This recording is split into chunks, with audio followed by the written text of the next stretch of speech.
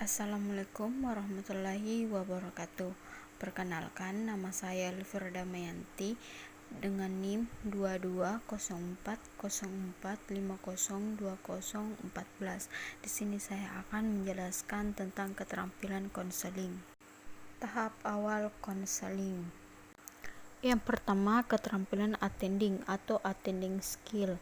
Keterampilan attending adalah perilaku konselor menghampiri klien yang diwujudkan dalam bentuk kontak mata dengan klien, bahasa tubuh, dan bahasa lisan. Keterampilan attending juga mencerminkan bagaimana konselor menghampiri klien yang diwujudkan dalam perilaku di atas. Proses konselor menuntut keterlibatan atau partisipasi dari klien. Oleh karena itu, kemampuan attending konselor akan memudahkannya untuk membuat klien terlibat pembicaraan dan terbuka. Attending yang baik akan dapat meningkatkan harga diri klien, menciptakan suasana yang aman, dan mempermudah ekspresi perasaan klien secara bebas. Ciri-ciri attending yang baik adalah yang pertama, menganggukkan kepala apabila menyetujui pernyataan klien. Yang kedua, ekspresi wajah tenang, ceria, dan senyum. Yang ketiga, posisi tubuh agak condong ke arah klien, jarak antara konselor dan klien dekat, duduk akrab berhadapan atau berdampingan. Yang keempat, variasi isyarat gerakan tangan berubah-ubah untuk menekankan suatu pembicaraan. Dan yang terakhir, mendengarkan secara aktif, penuh perhatian, menunggu ucapan klien hingga selesai, diam atau menunggu kesempatan bereaksi, dan perhatian terarah pada lawan bicara. Keterampilan mendengarkan. Keterampilan mendengarkan adalah kemampuan pembimbing atau konselor menyimak atau memperhatikan penuturan klien dalam proses konseling berlangsung. Pembimbing atau konselor harus bisa menjadi pendengar yang baik selama sesi konseling berlangsung. Tanpa keterampilan ini, pembimbing atau konselor tidak akan dapat menangkap pesan pembicaraan. Selama sesi konseling berlangsung, pembimbing atau konselor harus mendengarkan secara sungguh-sungguh apa yang dituturkan oleh klien. Dari sini nantinya akan menentukan ketepatan pengambilan kesimpulan sementara maupun kesimpulan akhir wawancara konseling. Pengambilan kesimpulan sementara atau akhir bisa salah apabila konselor tidak mendengarkan secara sungguh-sungguh penuturan klien. Optimalisasi keterampilan ini sangat didukung oleh fungsi pendengaran atau telinga. Oleh sebab itu, seorang konselor tidak boleh memiliki gangguan pendengaran. Keterampilan berempati atau empathy skill. Empati adalah kemampuan konselor untuk merasakan apa yang dirasakan klien, merasa dan berpikir bersama klien dan bukan untuk atau tentang klien. Empati diawali dengan simpati, yaitu kemampuan konselor memahami perasaan, pikiran, keinginan, dan pengalaman klien. Empati ada dua macam, yaitu pertama, empati primer atau primer empati, yaitu kemampuan konselor memahami perasaan, pikiran, keinginan, dan pengalaman klien. Yang kedua, empati tingkat tinggi. Kemampuan konselor memahami perasaan, pikiran, keinginan, serta pengalaman klien secara lebih mendalam dan menyentuh klien secara konselor ikut dengan perasaan tersebut. Ketika konselor berkata, "Saya memahami perasaan, pikiran, dan keinginan Anda," berarti konselor bersimpati. Tetapi ketika konselor berkata, "Saya dapat merasakan apa yang Anda rasakan," berarti konselor sedang berempati. Empati sangat penting dalam proses konseling. Tanpa empati, proses konseling tidak akan berjalan secara efektif. Konselor yang tidak mampu berempati tidak akan bisa menjadi pemecah masalah yang efektif. Dalam arti akan mengalami kesulitan membantu mencarikan alternatif pemecahan masalah individu atau klien. Melalui keterampilan ini, dalam proses konseling diharapkan klien akan terlibat pembicaraan dan terbuka. Selain itu, dengan berempati, klien akan tersentuh dan bersedia serta terbuka untuk mengemukakan isi yang tersedia dalam lubuk hati yang dalam berupa perasaan, pikiran, pengalaman, bahkan penderitaannya. Keterampilan refleksi. Refleksi adalah keterampilan pembimbing atau konselor untuk memantulkan kembali klien tentang perasaan, pikiran, dan pengalaman klien serta hasil pengamatan terhadap perilaku verbal dan nonverbalnya. Refleksi ada 3 macam, yaitu refleksi perasaan, yaitu keterampilan konselor untuk dapat memantulkan atau merefleksikan perasaan klien sebagai hasil pengamatan verbal dan nonverbal terhadap klien. Yang kedua, refleksi pikiran, yaitu keterampilan pembimbing atau konselor untuk memantulkan ide, pikiran, pendapat klien sebagai hasil pengamatan terhadap perilaku verbal dan nonverbal terhadap klien. Yang terakhir, refleksi pengalaman, yaitu keterampilan pembimbing atau konselor merefleksikan pengalaman-pengalaman klien sebagai hasil pengamatan terhadap perilaku verbal dan nonverbal. Keterampilan eksplorasi. Istilah eksplorasi bisa berarti penelusuran atau penggalian. Keterampilan eksplorasi adalah suatu keterampilan konselor untuk menggali perasaan, pikiran, dan pengalaman klien. Keterampilan ini penting karena dalam konseling terhadap klien menyimpan rahasia, menutup diri, dan diam seribu bahasa atau tidak mampu mengemukakan pendapatnya secara terus terang. Melalui keterampilan ini akan memungkinkan klien untuk bebas berbicara tanpa rasa takut, tertekan, dan terancam. Eksplorasi ada 3 macam, yaitu pertama, eksplorasi perasaan, yaitu keterampilan konselor untuk menggali perasaan klien yang tersimpan.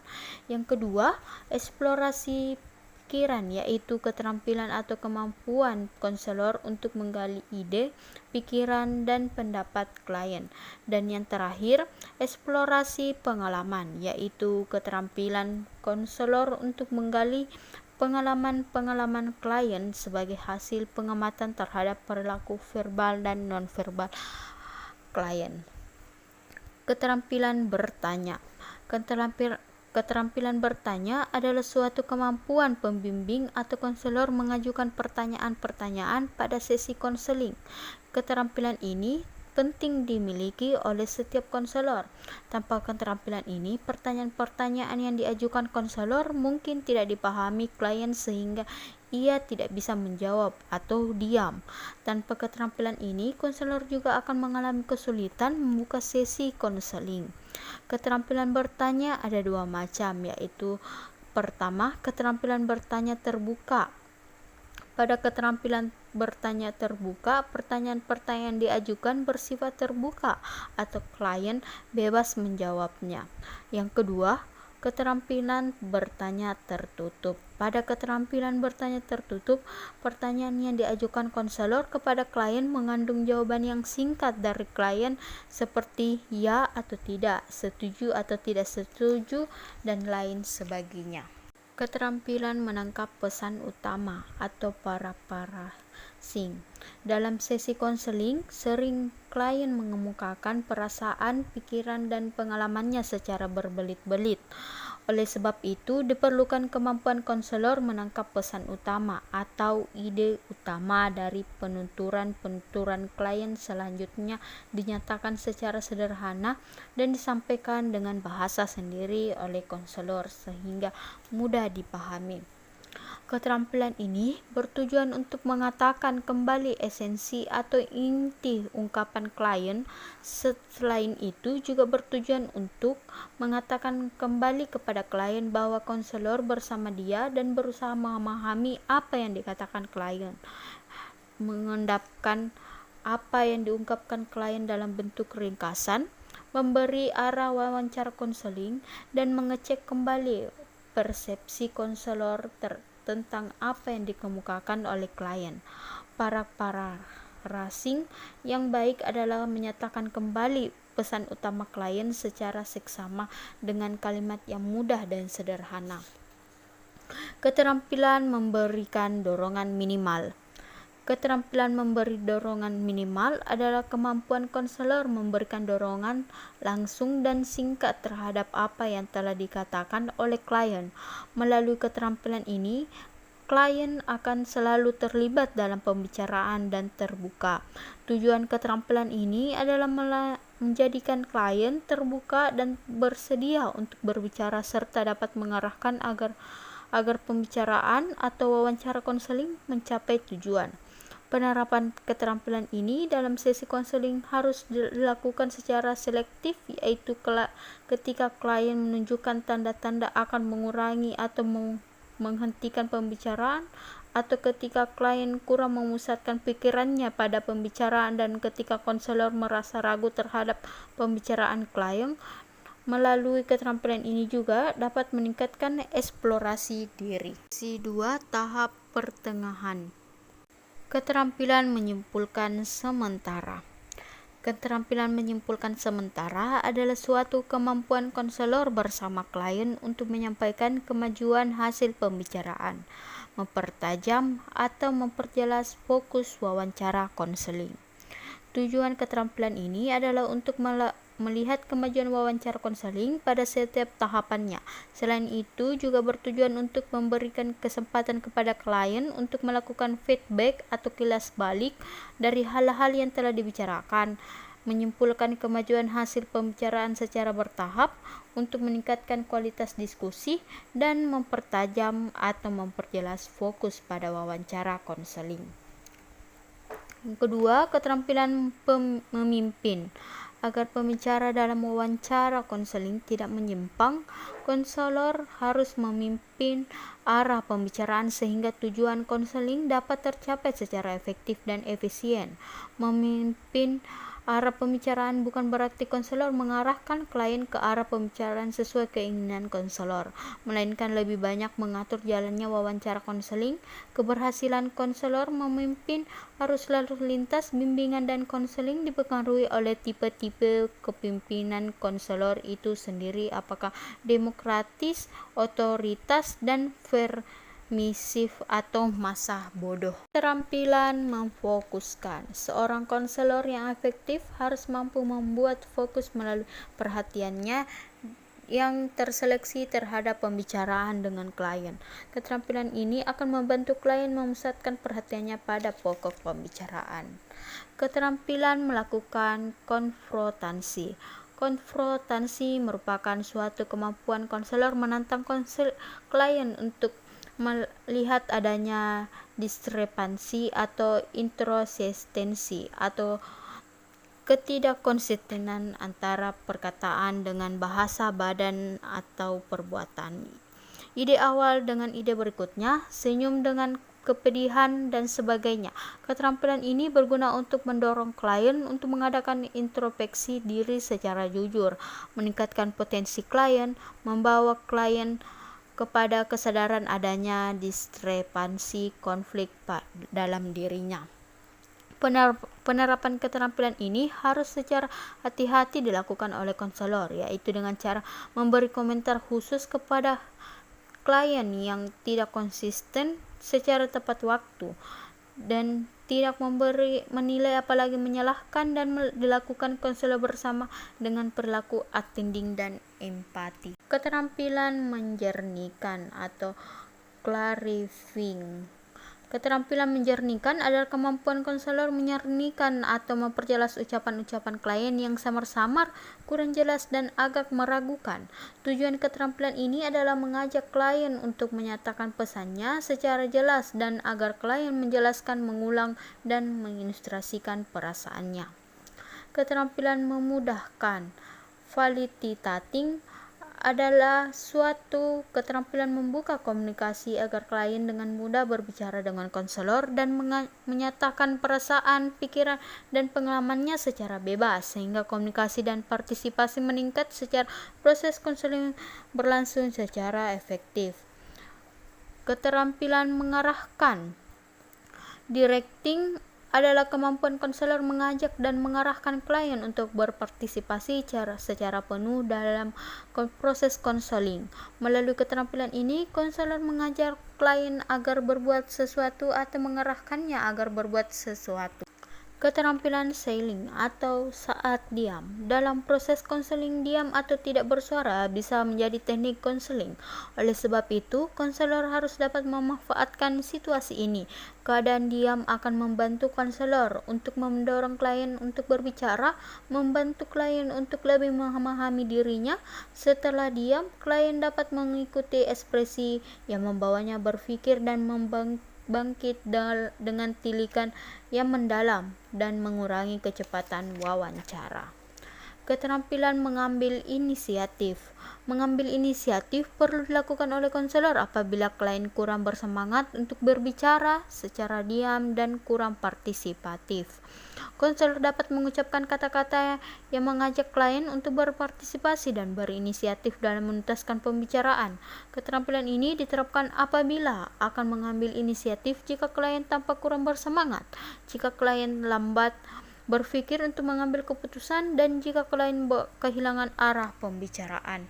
Keterampilan memberi nasihat. Nasihat bisa diberikan kepada klien apabila ia meminta. Meskipun demikian, pemberian nasihat tetap harus dipertimbangkan. Hal yang harus dijaga untuk memberi nasihat adalah tujuan konseling, yakni kemandirian klien harus tetap tercapai. Keterampilan memberi informasi. Informasi diberikan oleh konselor kepada klien harus hal-hal yang diketahui konselor. Apabila konselor tidak mengetahui informasi apa yang dikehendaki klien, konselor secara jujur harus mengatakan bahwa dirinya tidak mengetahui informasi tersebut. Sebaliknya, apabila konselor mengetahui, sebaliknya upayakan agar klien tetap mengusahakannya. Klien mencari diri sendiri sumber informasi tersebut. Keterampilan menafsirkan atau interpretasi. Keterampilan menafsirkan atau interpretasi merupakan upaya konselor mengulas pikiran, perasaan, dan pengalaman klien dengan merujuk kepada teori-teori. Sifat-sifat subjektif tidak boleh dimasukkan ke dalam interpretasi. Tujuan keterampilan ini adalah untuk memberikan rujukan, pandangan, atau perilaku klien agar klien mengerti dan berubah melalui pemahaman dari hasil rujukan baru tersebut. Tahap ketiga adalah tahap akhir atau action. Keterampilan menyimpulkan. Keterampilan menyimpulkan merupakan kemampuan konselor mengambil inti pokok pembicaraan selama proses konseling berlangsung. Kesimpulan pembicaraan atau wawancara konseling bisa dilakukan konselor bersama klien. Dari kesimpulan pembicaraan akan diketahui bagaimana keadaan perasaan klien saat ini, apa rencana klien selanjutnya, pokok-pokok pembicaraan apa yang akan dibicarakan pada sesi selanjutnya. Keterampilan merencanakan.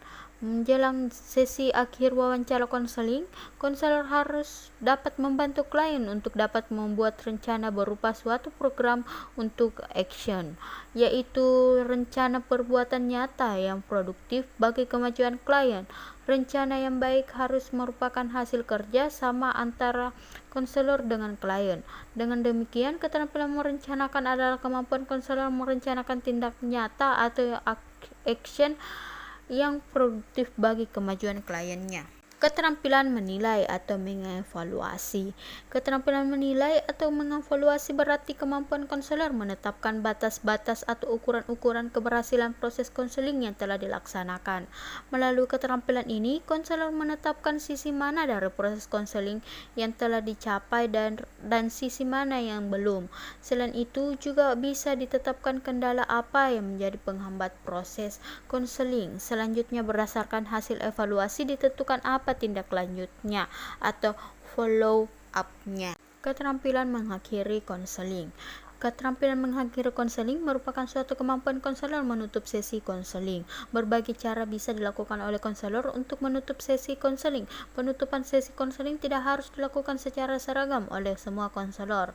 Masing-masing konselor tentu memiliki teknik tersendiri dalam menutup sesi konseling yang disesuaikan dengan kondisi klien, masalah klien, dan situasi konseling itu sendiri. Secara umum, penutupan sesi konseling dilakukan oleh konselor dengan melakukan hal-hal sebagai berikut. Yang pertama, mengatakan bahwa waktu konseling akan berakhir. Yang kedua, merangkum isi pembicaraan atau isi wawancara konseling. Yang ketiga, menunjukkan kepada klien tentang pertemuan yang akan datang. Yang keempat, mengajak klien berdiri sambil menunjukkan isyarat gerak tangan. Yang kelima, menunjuk catatan-catatan singkat kepada klien tentang hasil pembicaraan atau hasil wawancara konseling. Dan yang terakhir, memberikan tugas-tugas tertentu kepada klien apabila diperlukan.